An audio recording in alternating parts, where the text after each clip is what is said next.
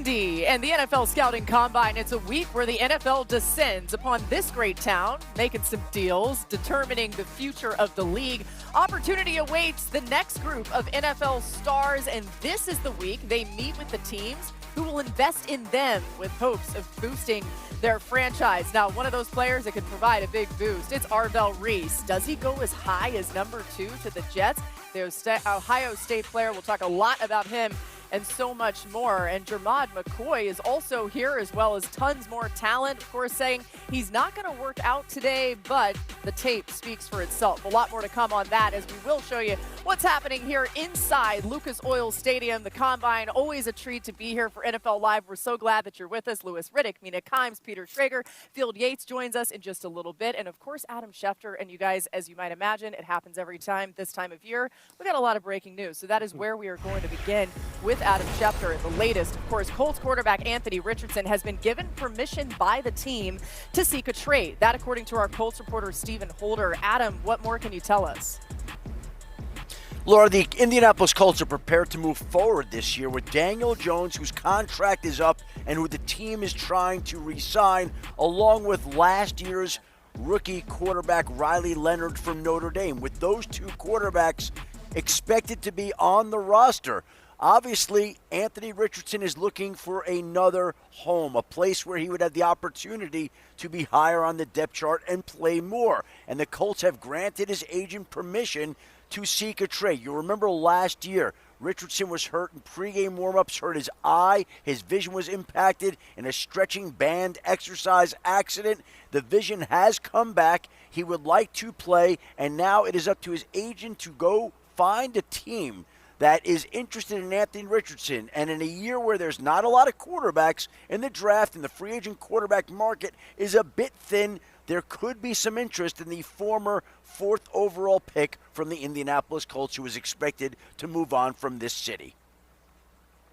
Yeah, as you said, Adam, it was expected as soon as they ended up bringing in Daniel Jones, but we've seen the talent on display at times. Louis, is there a team that makes sense for you for Anthony Richardson? This is such a strange situation simply because of all the factors that led up to why he's in the situation that he's in now. I don't think this is the conventional, hey, let's just try and find a place where you can go ahead and play and maybe you have a chance to start at some point during the season. I just don't think the NFL teams are really looking at him that way, quite honestly. I would look at it like this.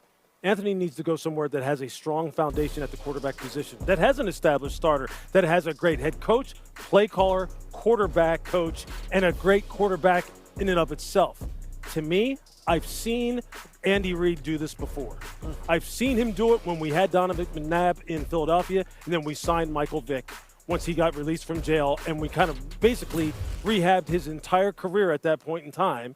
He wound up becoming a starter and playing very good football for us. I'm not saying that happens for Anthony Richardson in Kansas City, but I think he needs to be around that kind of culture. He needs a level set here. He needs a reset on his career. I just don't think this is going to be a very conventional type of situation. Yeah, I agree, and I think a lot of teams make sense for the reasons you described because they aren't bringing him in as a starter. He doesn't cost a lot of money. This will not be a trade that requires a lot of high draft pick, in my opinion. So a team like Kansas City, I'll throw out the Rams as another team where they're starting to think about the future, but they don't really have to at the moment.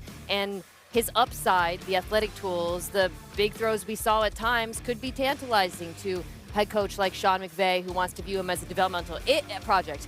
If, however, he is interested in at least the opportunity to earn a job, that's when I go to a team like Minnesota that I don't feel has many good options to bring in competition for J.J. McCarthy. If you bring in Richardson, to me, that's actually weirdly a vote for McCarthy because you're saying we still think you've got a chance. We don't need to bring in a vet like a Kirk Cousins. But if I'm Anthony Richardson, that would have a lot of appeal to me. I don't know if Minnesota does it. Yeah, I don't want to be negative. Lewis is 100% right with his assessment of this, that this is not a traditional prospect and there's a lot of hurdles he has to overcome. Adam mentioned he had no vision in his eye last year. So, yes, he's been medically cleared, but that is a significant piece of this. Secondly, there was questions about his heart and whether he loves football, stuff that is real character stuff.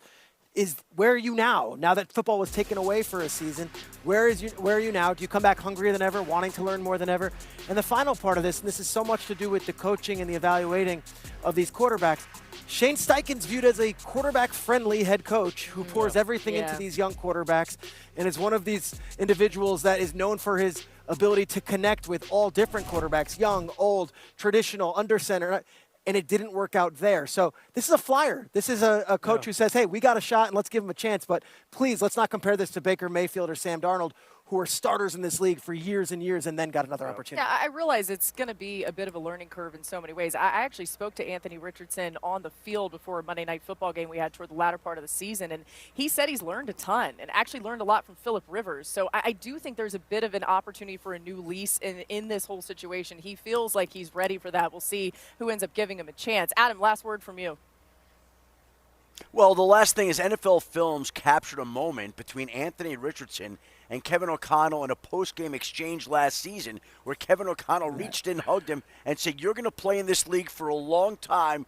I still believe in you. Now, we'll see if the Vikings have any interest. Well, let's also keep in mind we're coming off a season and seasons in which we've seen Baker Mayfield rebound, Mac Jones rebound, Sam Darnold rebound and lead the Seahawks to a Super Bowl title. And when teams are in need of a quarterback, somebody out there might be inspired by some of these reclamation projects that have paid off across the league.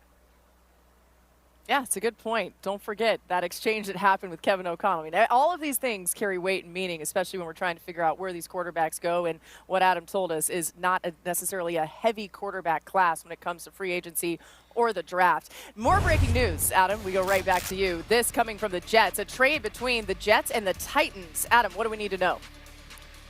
Laura, this is the first official trade of the offseason, even though it can't be processed until each player passes his physical and the new league year begins in mid-March. But the Tennessee Titans are getting a player that their head coach Robert Saleh knows very well from his time as the head coach of the New York Jets. And the New York Jets are getting a player that they believe can help plug the center of their defensive line in T'Vondre Sweat. Each team bolsters its defensive line, but each team now has a hole in their offensive line as well. And with the New York Jets scheduled to hold the second overall pick in the draft at this point in time, it certainly would look like they would be locked in on taking the best pass rusher in this particular draft. Yeah, and then there's a lot of different opinions on who that might be. But first of all, Peter, what do you make of this deal? Some interesting pieces to this. We very rarely get a one-for-one player trade. From the Titans side of it, Robert Saleh was a part of the crew that drafted Jermaine Johnson in the first round. Aaron White-Cotton, who is the defensive line coach in Tennessee, was Jermaine Johnson's defensive line coach with the Jets. Also, it's Jermaine Johnson's final year of his contract, so he'll be motivated to be as good as he possibly can and make the most of this. Also, the new athletic trainer in Tennessee is a guy named Brent Callaway, who used to run the Exos program out there in Scottsdale, Arizona. During Jermaine Johnson's pre-draft, pre-combine training period, spent 2 months with Brent Callaway. So everyone is all invested in Tennessee on the success of Jermaine Johnson. For T'Vondre Sweat, they're changing their defense from a 4-3 to a 3-4. He's a big 335-pound run stuffer. Plop him in the middle. He's a much cheaper player than Jermaine Johnson, who's not in the final year of his free agent deal. Yeah, I mean, Mina, you even brought this up this week on your podcast, just how interesting that number 4 pick is for the Titans. We'll dive into that a whole lot more. But what's going on behind us? Okay, this is a day. Maybe if you're the Jets or one of these teams that's looking for one of these big-time defensive end prospects, they're paying close attention to what's happening on the field here at Lucas Oil Stadium. All the top edge players working out this afternoon, including Arvell Reese. He was asked where he sees himself playing when he takes the field this fall. Teams just pretty much been asking me what I wanted to do, you know, and just seeing where my mind was at. Just be telling them I think I'm an outside linebacker, edge, potentially. I think I play both positions pretty decent. I got a lot to get better at edge, and I got a lot to get better at linebacker, but pretty decent at both positions, I think. I haven't even scratched the surface with really what I could do pass rushing for real. Like, I'll be an inside linebacker, Indy the whole week. Like, I think I could get way better at pass rushing for sure. I mean, honest assessment and accurate assessment, right? I mean, this guy is an unbelievable talent. What do you make, Mina, of Arvell Reese saying he wants to play like a true edge? Well, you can see why for a number of reasons. One, look how much edges make in the NFL, but also he has all of the tools required to play at that position in the league. The size, the first step is tremendous. He's also incredible against the run. He just is still learning how to rush the passer. It is not something right now. His arsenal of pass rush moves is still very much a work in progress. To that end, and Lewis, I'd love to hear your thoughts on this. for the team that drafts him, whether it is the Jets or some other team in the top 4, I feel you don't just draft him and say, cool, line up wide and give us double-digit sacks. Right. You have to lean into his versatility early on as he develops his arsenal of pass rush moves. But I understand why he wants to play it, and I also think for the team that acquires him, ultimately, that is the goal. Yeah, no question. Look, he is the consummate joker, as they call it. Yeah.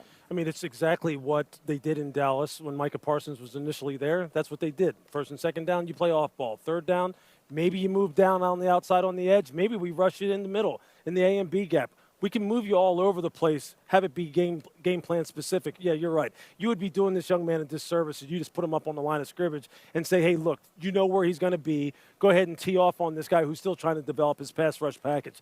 Look, at 6'5", 250, damn near, this is the kind of guy you don't put in one spot. Yeah. And then look, and make no mistake about this, he knows where the money's at. Yeah, He knows right, exactly where it's at. He Smart young saw man. what Abdul Carter did just last year when he told Penn State, I'm not playing off ball anymore. Yeah. You're putting me down so I can go ahead and make the money. That's where it's at, and that's where his skills ultimately are best suited for. This is a cool part of this draft because we know Mendoza's most likely going number 1, but number 2, 3, 4, it's wide open right now, and that's why competing in the drills this weekend actually matter. Go to the defensive end group and obviously the pass rushers. That's going to be a premium position, but between Reese and David Bailey and Reuben Bain, you've got some real guys who are going to have a chance to be number 2 in the draft, and they all want to be that. They don't want to be the third pass rusher taken. So fascinated to watch these drills. They're going to be going after it, and I think a lot of them are competing. Yeah, by the way, you can make an argument for Caleb Downs at the number 2 spot. Might be the best player in this draft. I just saw Matt Patricia, by the way, the defensive coordinator now for Ohio State. I'm like, dude, you got any good players on that defense or what? He couldn't stay away from Indy. He had to be here. I'll tell you. We've got more coming your way. Just getting started on NFL Live.